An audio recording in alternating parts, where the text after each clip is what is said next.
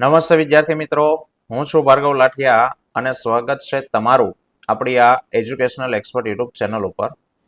મિત્રો, આજે આપણે ધોરણ 8ની અંદર વિષય વિજ્ઞાન અને ટેકનોલોજીમાં ગાલા સ્વાધ્યાય પોથીમાં પ્રકરણ નંબર 3 કોલસો અને પેટ્રોલિયમ બરાબર જેનું સોલ્યુશન આપણે કરીએ છીએ, જેમાં આપણે ઓલરેડી એક ગુણના પ્રશ્નો અને જે તફાવતને એ છે એ જોઈ ગયા છીએ. જો તમે ન જોયો હોય તો નીચે લિંક ડિસ્ક્રિપ્શનમાં આપેલી છે, ત્યાં જઈને તમે જોઈ શકો છો.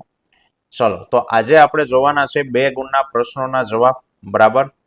તો શરૂઆત કરીએ પ્રશ્ન 6 કે ભાઈ નીચેના પ્રશ્નોના ટૂંકમાં ઉત્તર આપો. ચલો, તો એની અંદર પહેલો પ્રશ્ન આપેલો છે આપણને કે ભાઈ પુનઃ પ્રાપ્ય અને પુનઃ અપ્રાપ્ય કુદરતી સંસાધન કોને કહેવાય અને દરેકના ઉદાહરણો આપો.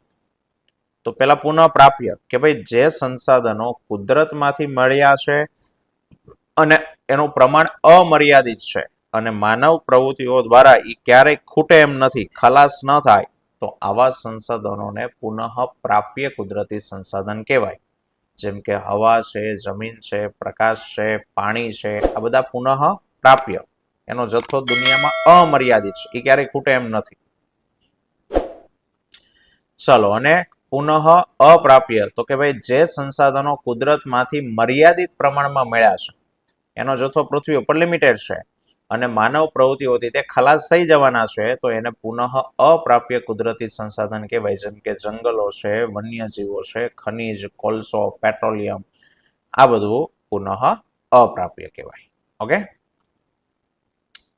ચાલો, બીજો છે કે ભાઈ મૃત વનસ્પતિમાંથી કોલસો કઈ રીતના બને અને આ પ્રક્રિયાને કયા નામથી ઓળખવામાં આવે.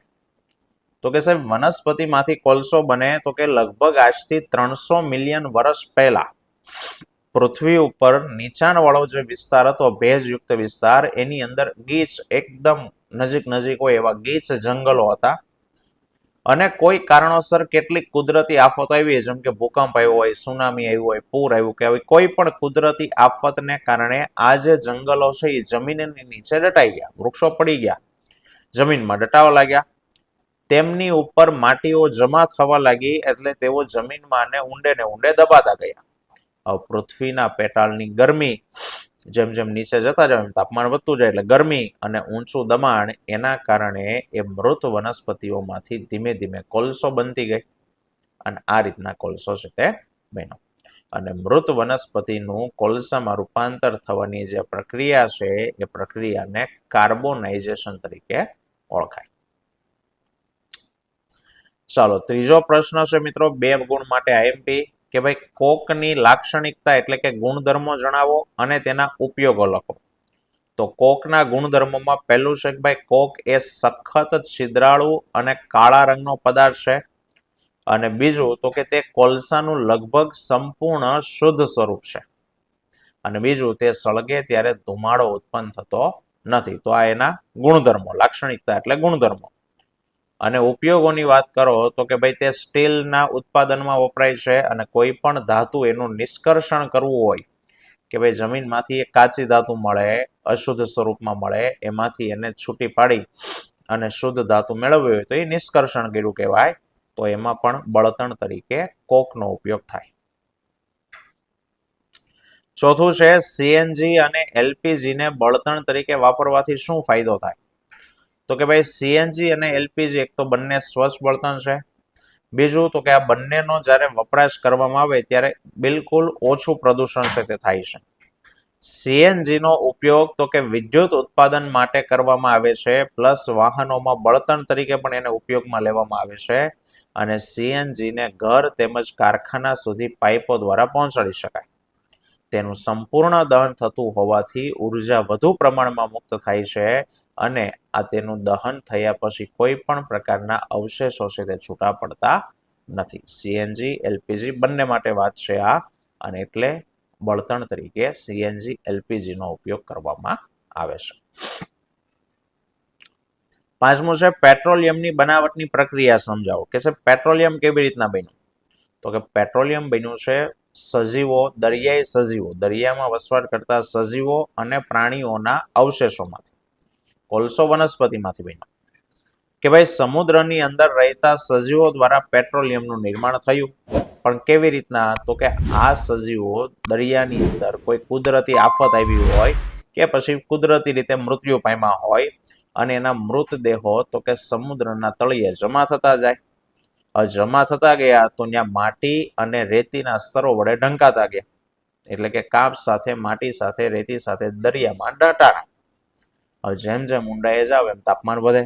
બરાબર છે. એટલે આ પ્રક્રિયા લાખો વર્ષો સુધી ચાલતી રહી અને ત્યાં હવાની ગેરહાજરી અને ઊંચું તાપમાન અને ઊંચા દબાણને કારણે તેનું વિઘટન થઈ અને એમાંથી પેટ્રોલિયમ અને કુદરતી વાયુ બન્યા.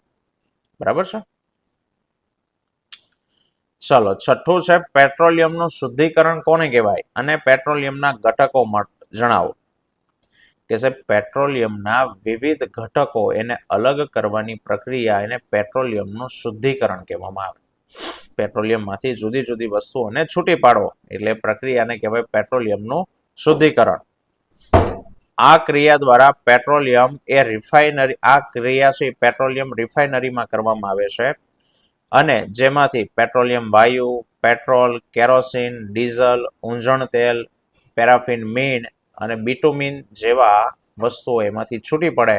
તો આ બધી બાબતો એને પેટ્રોલિયમના ઘટકો છે તે કહેવામાં આવે છે. સાતમું છે કોલટારના ગુણધર્મો લખી અને તેના ઉપયોગો જણાવો.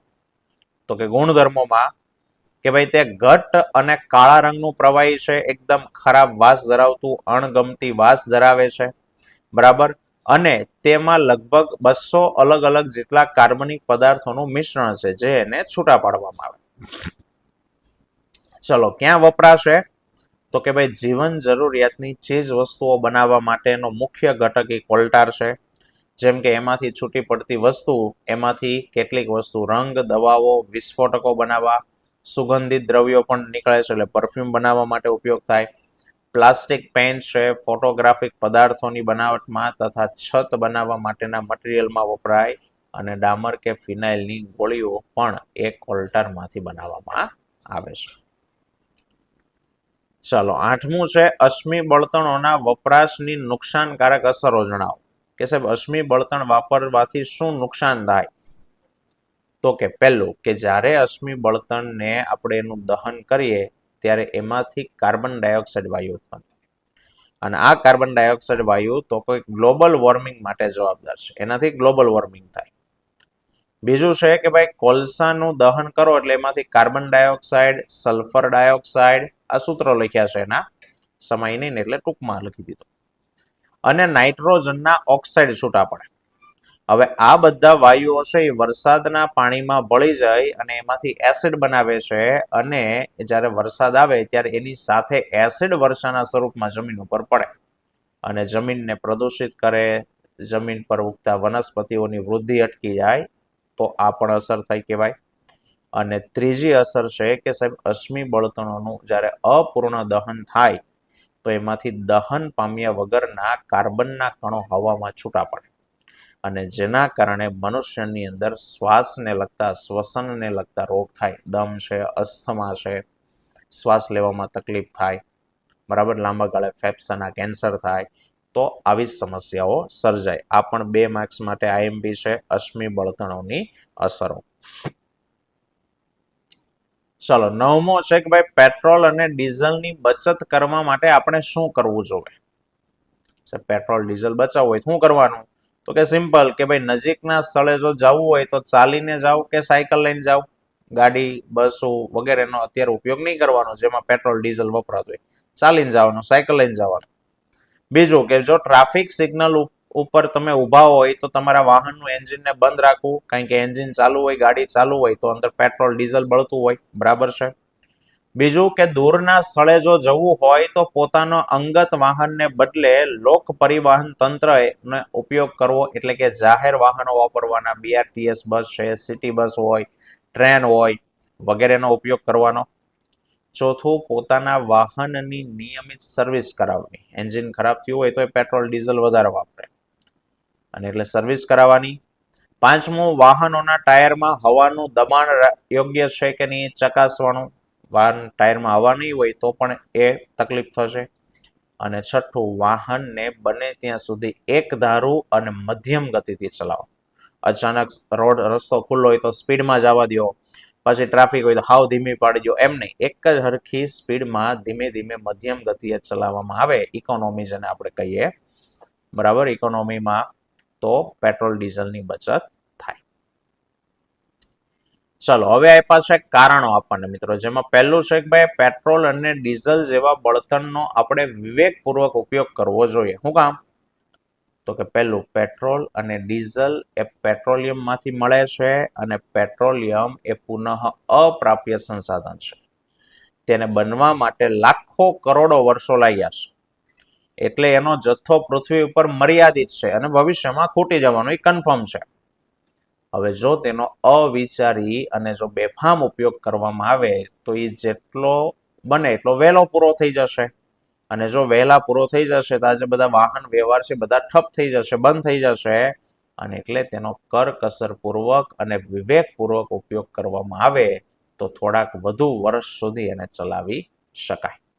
અને એટલા માટે પેટ્રોલ ડીઝલ આ પણ કારણમાં કામનું છે, પરીક્ષામાં પૂછી શકે.